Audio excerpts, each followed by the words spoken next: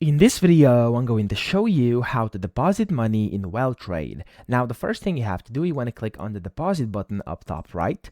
And then in here, you want to select any of these payment methods which actually are allowing you to deposit money. So for example, here you have Visa or MasterCard. You could use Skrill or whatever you want. So of course, I'm assuming if you're trying to deposit money, you won't be using crypto, so you could just ignore these.